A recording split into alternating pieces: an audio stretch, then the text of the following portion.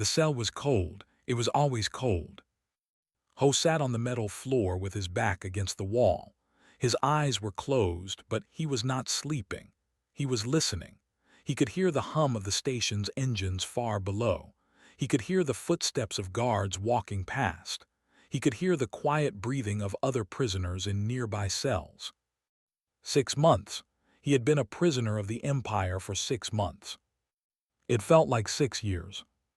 Ho opened his eyes and looked at his hands. They were rough and the scars were new. Gifts from the who did not like it when humans refused to obey. He was 28 years old. Back on Earth, he had been a pilot in the United Human Fleet. A good pilot, one of the best. His ship had been on a simple mission near the border when everything went wrong. Warships appeared from nowhere. They surrounded his small reconnaissance vessel. They gave him a choice: surrender or die. Ho chose to surrender, not because he was afraid of death, but because he had 12 crew members on his ship, young men and women who trusted him. He could not let them die for his pride. So he became a prisoner. They were not cruel in the way humans could be cruel. They did not torture for pleasure. They did not kill without reason. But they saw humans as something less than themselves. To them, humans were like animals that had learned to build ships. Interesting, sometimes useful, but never equal. The species was ancient. They had traveled among the stars for thousands of years before humans even invented the wheel. They were tall, much taller than humans. Their skin was silver like moonlight on water. Their eyes were large and had no whites, just pools of deep color, and they could read minds. Not all minds. Human minds were difficult for them. Our thoughts were chaotic, emotional, hard to understand, but they could sense feelings. They could sense fear. They could sense weakness. Ho had learned not to show either. The door to his cell opened with a soft sound. A guard stood there looking down at him with pale purple eyes. The guard was female, nearly 7 feet tall, wearing the black armor of the detention station. "Human," she said, "stand." Ho stood slowly. He did not rush. He did not show fear. "You will come with me," the guard said. "The overseer wants to see you." Ho followed her through the long corridors of the station. Through small windows, he could see the planet below. A beautiful planet of purple forests and silver cities, the heart of an empire that stretched across 1,000 star systems. And somewhere down there, the queen sat on her crystal throne, the ruler of it all. The overseer's office was large and cold. The overseer himself was a tall male with dark blue eyes and a face that showed no emotion. His name was Lord, and he was in charge of all human prisoners on the station. "Ah," said when Ho entered, "the pilot." Ho said nothing. He had learned that silence was safer than words. "I have heard interesting things about you," continued. He walked around Ho in a slow circle, studying him like a scientist studying an insect. "The other humans call you their leader. They look to you for guidance. They obey your commands more than they obey mine." Again, Ho said nothing. "This cannot continue," said. "You must understand your place, human. You are property now. You will be sold to a noble house. You will serve your masters until you die. This is your future. The sooner you accept it, the easier your life will be." Ho looked at the overseer. He looked directly into those dark blue eyes. "No," he said. The word hung in the air like a blade. His face changed. Something cold moved behind his eyes. "What did you say?" "I said no," Ho repeated. His voice was calm. "I am not property. I will never be property. You can chain my body. You can lock me in a cell, but you cannot own me. No one can." For a long moment, the overseer was silent. Then he raised his hand and made a small gesture. 2 guards grabbed Ho from behind. They forced him to his knees. The pain was sharp, but Ho did not make a sound. "Kneel before me," commanded. "Kneel and beg for forgiveness, and I will be merciful." Ho looked up at him. His knees were on the floor, but his back was straight. His eyes were clear. "I am already on my knees," he said, "but I am not kneeling. There is a difference. The beating lasted a long time. When it was over, Ho could barely see. His face was swollen. His ribs were broken. Blood ran down his chin and dripped onto the floor. The guards had dropped him in the corridor outside his cell because he could not walk. But he was still conscious, and he had not begged, not once. Word spread through the station like fire. The human who would not kneel. The human who would not break. Other prisoners whispered about him. Even some of the guards spoke of him with something that might have been respect. Commander Bin found him in the corridor. She was a fellow prisoner, a soldier who had been captured in the same battle as Ho. She was strong and smart, with short black hair and eyes that missed nothing. "You fool," she whispered as she helped him back to his cell. "You could have died." "But I didn't," Ho said through broken lips. Was it worth it, all this pain just to say no? Ho thought about the question. He thought about his mother back in. He thought about the sea. He thought about all the things that made him who he was. "Yes," he said finally, "it was worth it, because if I say yes to them even once, I stop being me. I become what they want me to be, and then they really do own me." Bin was quiet for a moment, then she nodded slowly. "I understand," she said. 3 days later, everything changed. A ship arrived at the station. A royal ship. Princess, youngest daughter of the queen, had come to inspect the facility. It was a routine visit, or so everyone thought. The princess was young by standards, only 80 years old. She was tall like all her kind, with silver skin that seemed to glow from within. Her eyes were gold, bright and curious. Unlike most, she did not look at humans with disgust or boredom. She looked at them with interest.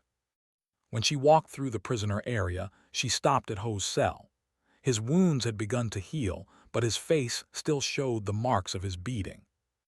"What happened to this one?" she asked her escort. Lord stepped forward quickly. "A discipline issue, Your Highness. The human was disobedient. He has been corrected."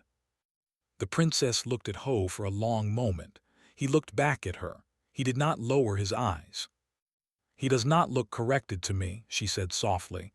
"He looks unbroken." She turned to, "I want this one. Transfer him to the palace. He will serve in my household." His face showed surprise. "Your Highness, this human is dangerous. He refuses to obey. "I did not ask for your opinion," the princess said. Her voice was still soft, but there was steel in it. "I gave you an order. Follow it." And so Ho left the cold cells of the detention station. He was put on a shuttle and sent down to the planet below, to the crystal spires of the royal palace, to a fate he could not imagine. As the shuttle descended through the purple clouds, Ho watched the palace grow larger in the window. It was beautiful. It was terrifying. It was his new prison. But even in a golden cage, he thought, I will still be myself. He did not know that his life was about to change forever. He did not know that he would save a princess, face a queen, and shake the foundations of an empire. All he knew was that he was still alive, still standing, still unbroken. And that was enough for now. The palace was like nothing Ho had ever seen. The walls were made of crystal that caught the light and split it into rainbows. The floors were smooth stone that felt warm under his feet. Gardens floated in the air, held up by technology that seemed like magic. Fountains flowed with water that glowed soft blue in the darkness. It was beautiful. It was also a prison. Ho was given simple clothes, a small room, and a list of duties. He was to clean. He was to carry things. He was to serve food at meals. He was to be invisible. For the first few weeks, he did exactly that. He cleaned the floors of the eastern wing. He carried packages for servants who were too important to carry their own things.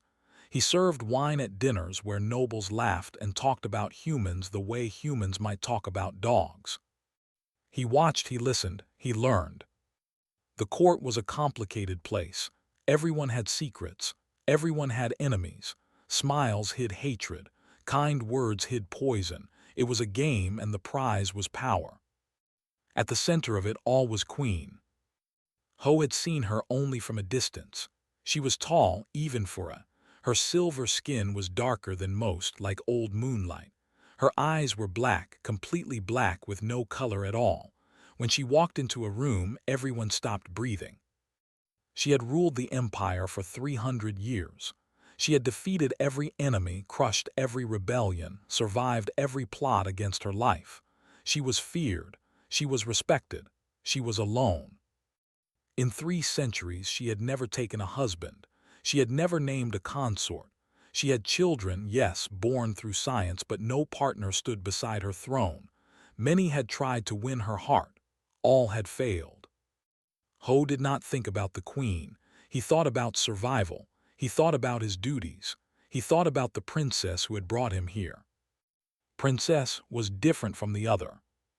She summoned Ho to her chambers one evening, 3 weeks after his arrival. He expected to clean something or carry something. Instead, she told him to sit. "I want to talk," she said simply. Ho sat on a small chair near the window. The princess sat across from him, her golden eyes studying his face. "Your wounds have healed," she said. "Yes, Your Highness. But the scars remain." Ho touched his face. There was a thin line across his cheek, a permanent reminder of his beating. "Scars are just stories written on skin," he said. "They show where we have been, what we have survived." The princess tilted her head. "That is an interesting way to think about it. Most beings try to hide their scars." "I am not most beings." For a moment, something like a smile crossed the princess's face. "No, you are not. That is why I brought you here." She asked him questions that night. Questions about Earth, about human cities and human food and human music, about why humans laughed so easily and cried so freely, about why they loved so quickly and fought so fiercely. Ho answered honestly. He told her about his home in a city by the sea. He told her about the smell of salt in the air and the sound of waves at night. He told her about his mother, who was old now and lived alone. He told her about his friends who had died in the war. The princess listened to everything. Her golden eyes never left his face. "You miss your home," she said when he finished. "Every day. Yet you are not angry. You do not hate us for taking you away from it." Ho thought carefully before answering. "Hate takes energy," he said. "I would rather use that energy to survive, to adapt, to wait." "Wait for what?" He looked at her, "For a chance to go home." The princess was quiet for a long moment. Then she nodded slowly. "You are a strange creature, Ho. I think I would like to understand you better." After that night, the princess summoned him often. Sometimes they talked for hours. Sometimes she just wanted him to sit nearby while she worked or read. She asked him about human stories and human history. She asked him about love and friendship and family. Ho began to see that she was lonely. She was a princess, surrounded by servants and guards, but she had no friends. Everyone wanted something from her. Everyone wore masks. He was the only one who spoke to her honestly. And slowly, carefully, he began to feel something like friendship for her too. But there were shadows in the palace, and Ho was not blind to them. He noticed things, small things that most servants would miss. He noticed the way certain guards looked at the princess when they thought no one was watching. Their eyes were too sharp, too focused, like hunters watching prey. He noticed the way a noble named Lord always seemed to be nearby. Lord was tall and handsome by standards, with pale silver skin and eyes the color of ice. He smiled too much. He laughed too easily, but there was something cold behind his smiles. He noticed shipments arriving at the palace at strange hours, boxes with no labels, servants who disappeared after carrying them. He noticed whispers that stopped when he walked past, conversations that ended too quickly. Something was wrong. He could feel it in his bones. One night, Ho followed one of the suspicious servants. He moved through the palace like a shadow, using the skills he had learned as a soldier. The servant led him to a part of the palace he had never seen before, a dark area far from the main halls. The servant met with three others. They spoke in low voices, using a dialect Ho could barely understand, but he caught some words. Princess Festival Strike. His blood went cold. He returned to his room and could not sleep. His mind raced with possibilities. Someone was planning something bad, and the princess was at the center of it. The next morning he asked to see Princess. When he was brought to her chambers, he told her everything. The suspicious guards, Lord, the shipments, the whispered conversation. The princess listened patiently. When he finished, she smiled sadly. "You see threats because you come from a world of war," she said. "Your people are always fighting, always suspicious. But the court is different. We are civilized." "Civilized people can still be murderers," Ho said. "Lord is a respected noble. His family has served the throne for generations. He would never harm me." "Your Highness, I am certain." "Enough!" The princess raised her hand. Her voice was gentle but firm. "I appreciate your concern, Ho, truly. It shows you care, but you do not understand our ways. There is no conspiracy. There is no danger. You are seeing shadows where there are none." Ho wanted to argue. He wanted to shake her and make her see the truth. But he was a servant. She was a princess. There was nothing more he could say. "As you wish, Your Highness," he said quietly. That night he stole a knife from the kitchen. It was small, but it was sharp. He hid it under his mattress. He could not prove anything. He could not convince the princess. But if something happened, if someone tried to hurt her, he would be ready. The festival of eternal light was coming in 2 weeks. The palace gates would open to the public. The princess would walk among her people. And somewhere in the shadows, enemies were waiting. Ho did not know who they were. He did not know what they planned. But he knew danger when he felt it. He had felt it before, in the cold void of space when ships surrounded his vessel. He had felt it in the detention station when Lord's eyes went cold. He felt it now, in the crystal halls of the most beautiful palace in the galaxy. Something terrible was coming.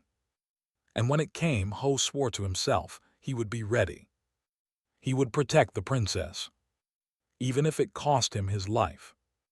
The Festival of Eternal Light was the most important celebration in the Empire.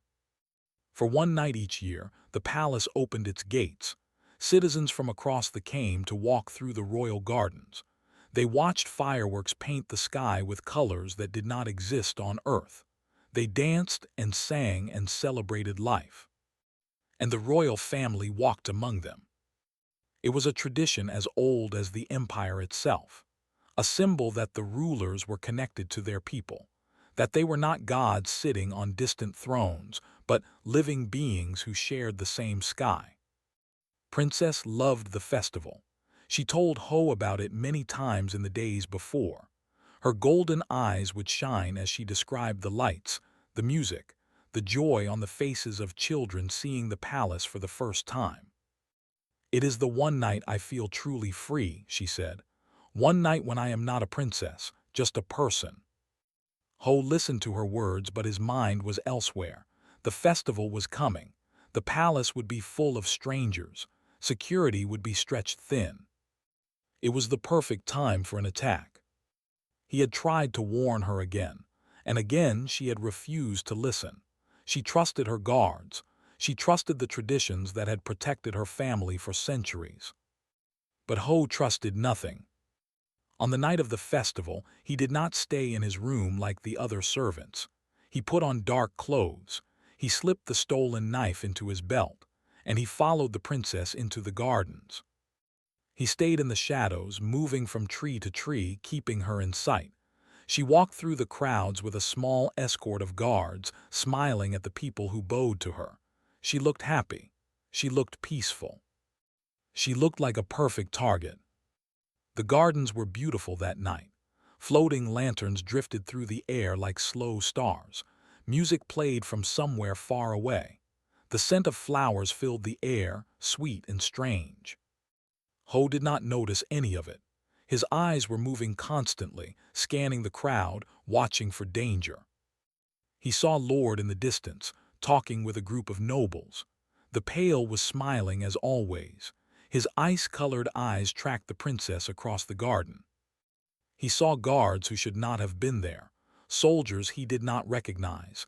Their bodies were too tense. Their hands kept moving toward their weapons. He saw the moment everything changed. The princess had stopped at a small pavilion to speak with some children.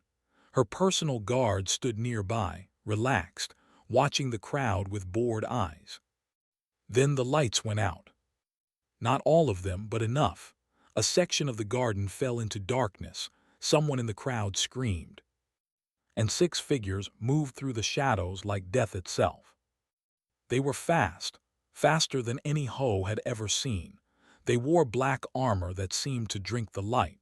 Their faces were hidden behind masks, and they carried blades that glowed with a sickly green color. The princess's guards never had a chance. The first assassin killed 2 of them before anyone understood what was happening. His blade moved in a blur, cutting through armor like paper. Blood sprayed through the air, silver in the moonlight. The second and third assassins took down the remaining guards. Bodies fell, people screamed. The crowd scattered in panic. And the fourth assassin raised his blade toward the princess. Stood frozen. Her golden eyes were wide with shock. She had never seen death before, not like this, not so close. The green blade arced toward her throat. And Ho did the only thing he could do. He threw himself between the princess and the blade. The weapon cut across his shoulder, slicing deep into muscle and bone. Pain exploded through his body like fire, but he did not fall. He grabbed the assassin's arm and pulled him close. "Run," he shouted at the princess. "Run." She did not run, she could not move, but Ho had no time to worry about that. The assassin tried to pull free. He was strong, stronger than any should be. Ho could feel the unnatural power in his muscles. Combat drugs, illegal modifications. These were not ordinary killers. But Ho had grown up fighting, in the streets in the military academy, in the cold of space. He had learned that strength was not everything. Speed mattered, positioning mattered, the willingness to do whatever it took to survive. He head-butted the assassin in the face. The mask cracked, the killer stumbled back. Before he could recover, Ho pulled out his knife and drove it into the assassin's throat. Silver blood sprayed across his hands. Hot, wet, the assassin fell. But there were 5 more. They came at him all at once. Ho did not think. He moved on instinct, on training that had been beaten into him over years of combat. He kicked the second assassin in the knee. The joint bent the wrong way with a sickening crack. The assassin screamed and fell. The third swung at his head. Ho ducked, felt the blade pass inches above his hair. He came up with his knife and stabbed upward, into the gap between the assassin's helmet and chest armor. Another one down. But the fourth assassin was already behind him. A blade cut across his back, opening a wound that would have killed a smaller man. Ho stumbled forward, gasping. He turned and saw 2 assassins still standing, the 5th and 6th. They circled him slowly, like wolves around wounded prey. "Give up, human," one of them said. His voice was distorted by his mask. "You cannot win. You are already dead." Ho looked at them. Blood ran down his shoulder and back. His vision was starting to blur. His legs were shaking. But behind him stood the princess, still frozen, still helpless. "Maybe," Ho said, "but you will die first." He attacked. He had no technique now, no strategy, just pure desperate violence. He slammed into the 5th assassin with all his weight, driving them both to the ground. His hands found the assassin's throat and squeezed. The 6th assassin stabbed him in the side, once, twice. Ho did not let go. He squeezed until the beneath him stopped moving. He squeezed until his own hands went numb. He squeezed until the 6th assassin, terrified by this human who would not die, turned and ran. Then finally he let go. He pushed himself to his feet. Somehow, his body was broken, he could feel it. Broken ribs, punctured lung, wounds that were bleeding too fast. But he was still standing. He turned to the princess. She was staring at him with eyes full of shock. Around them the garden was chaos, people running, screaming, guards finally arriving too late. "Your Highness," Ho said, his voice was barely a whisper, "are you hurt?" She shook her head slowly. She could not speak. "Good," he said, "stay behind me, more might come." He raised his bloody knife. He faced the darkness where enemies might be hiding. He planted his feet and refused to fall. He stood like that for what felt like hours. In reality, it was only seconds. Then Queen arrived. She came with 100 guards, moving through the garden like a storm. Her black eyes took in everything, the dead assassins, the terrified crowds, and finally, the bleeding human standing between death and her daughter. Ho saw her. He tried to speak, tried to bow, tried to do something proper. Instead, his legs gave out. He collapsed onto the silver stones, his blood mixing with the blood of the enemies he had killed. The last thing he saw was the queen's face above him. She looked surprised. And behind the surprise, there was something else, something he was too tired to understand. Then the darkness took him. When the guards lifted his body and rushed him to the medical wing, they expected him to die. No human could survive such wounds. No human could fight like that. But Ho was not like other humans. He did not die. He had saved the princess from doom. And now everything would change. Ho woke to the sound of machines. They beeped softly around him, measuring his heartbeat, monitoring his blood, keeping him alive. He was lying in a bed softer than any he had ever known. The room around him was white and clean and full of technology he did not understand. For a moment he thought he was dead. Maybe this was what the afterlife looked like, clean, quiet, free of pain. Then he tried to move, and the pain came rushing back. Every part of his body hurt. His shoulder screamed. His back burned. His sides ached where the blades had gone in. He was wrapped in bandages and connected to tubes that pumped strange blue liquid into his veins. But he was alive. "You are awake." The voice came from beside his bed. Ho turned his head slowly, painfully, and saw Commander Bin sitting in a chair. Her face was tired, but her eyes were sharp as always. "Bin," he said. His voice was rough like sand on stone. "You have been unconscious for 3 days," she said. "The doctors did not think you would survive. They said your wounds were too serious. They said no human could lose that much blood and live. They do not know humans very well." Something like a smile crossed Bin's face. "No, they do not." She leaned closer, lowering her voice.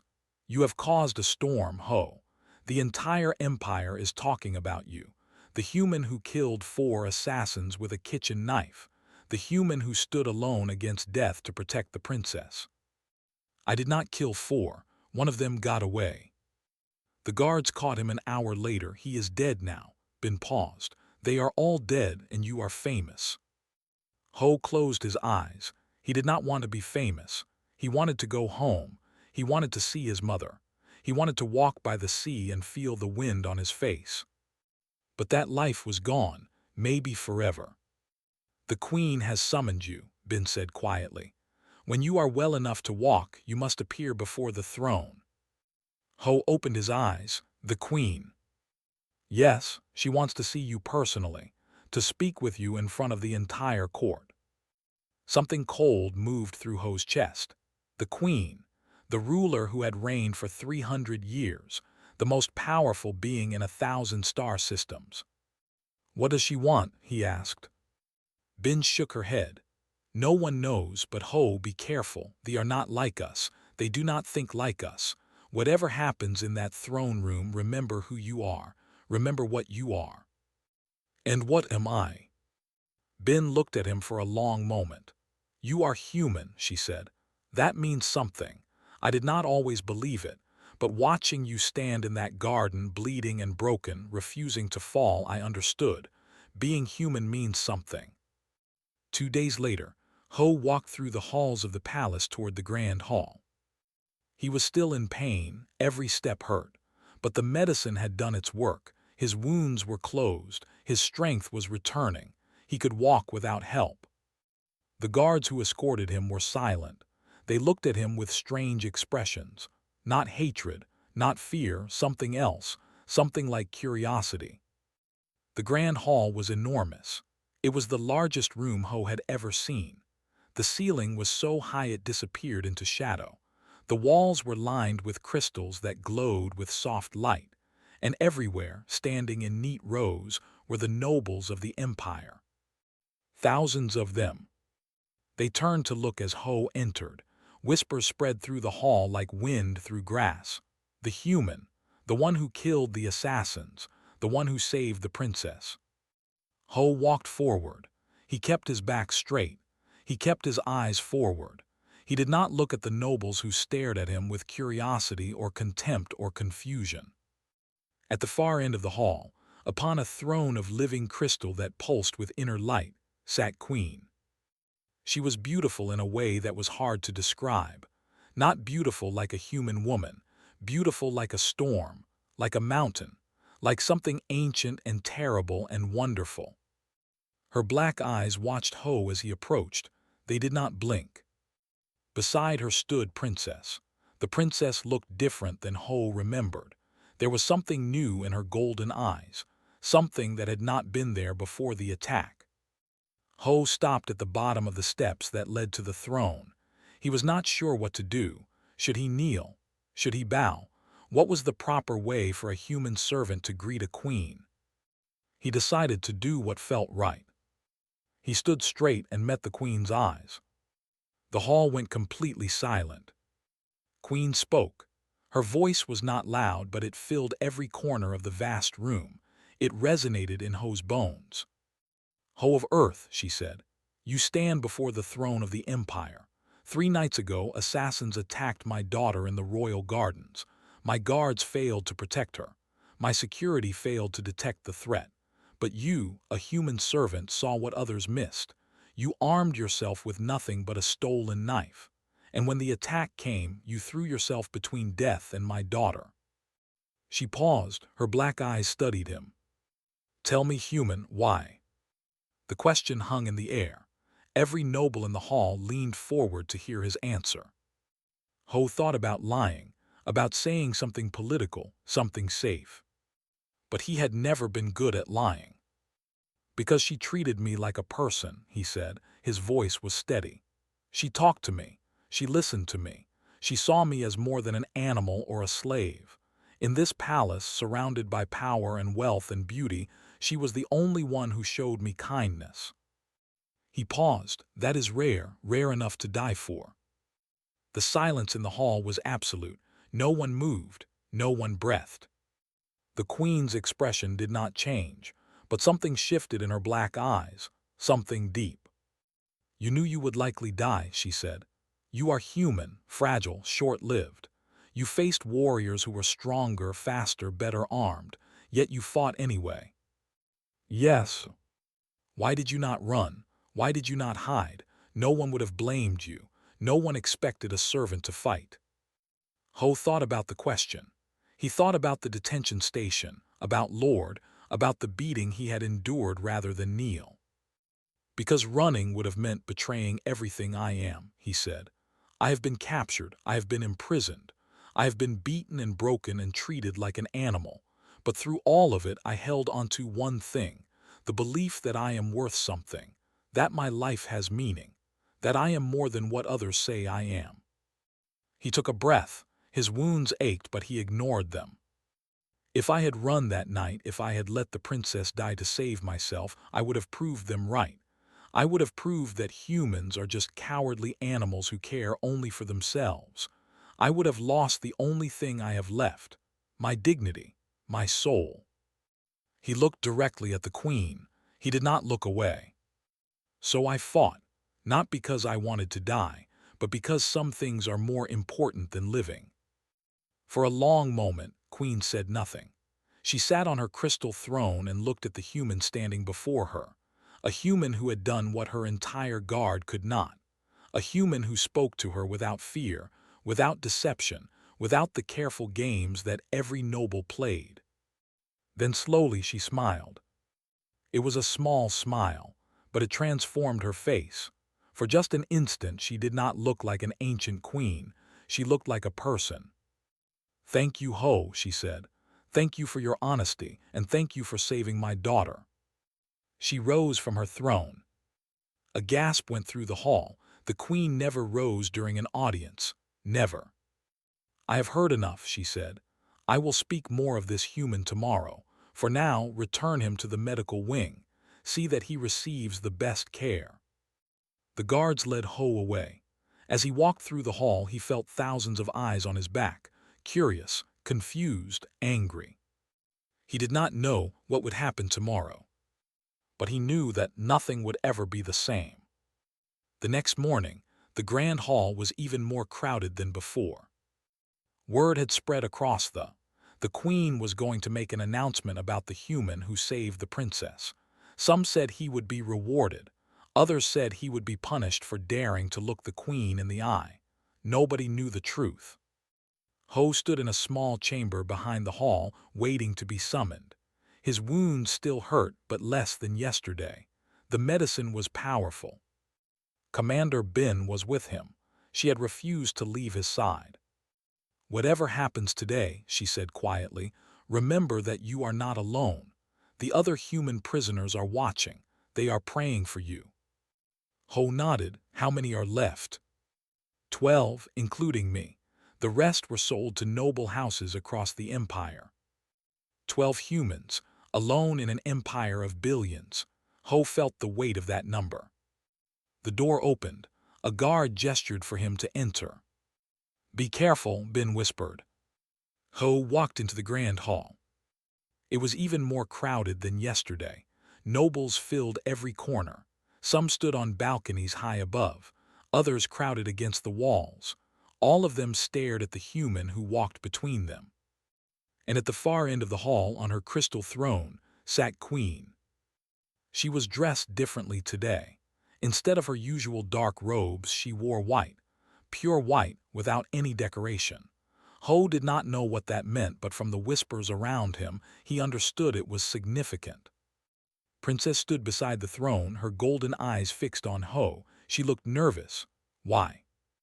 The queen raised her hand. The hall went silent. "Lords and ladies of the empire," she said. Her voice carried to every corner. "Yesterday, you heard the human Ho speak. You heard him explain why he risked his life to save my daughter. Today, I will tell you my decision." She paused. The silence was so complete that Ho could hear his own heartbeat. "For 300 years I have ruled this empire," the queen continued. "I have won wars. I have built cities. I have expanded our borders to the edge of known space. But in all that time, I have never taken a consort. I have never found anyone worthy to stand beside me." Murmurs rippled through the hall. Where was this going? "Our people value strength," the queen said. "We are born with psychic abilities. We live for centuries. We have conquered species across the galaxy. We believe ourselves superior, and in many ways we are." She paused again. "But strength has many forms, and sometimes the greatest strength comes from the most unexpected places." She rose from her throne. Another gasp went through the hall. The queen was standing again, walking down the crystal steps, moving toward the human who stood alone in the center of the floor. Ho watched her approach. She was tall, so much taller than him. Her black eyes were unreadable. Her white robes trailed behind her like clouds. She stopped in front of him. They were an arm's length apart. "Ho," she said, "you are human. Your people live short lives. You have no psychic abilities. You are physically weaker than my smallest child. By every measure my people value, you are inferior." The nobles nodded.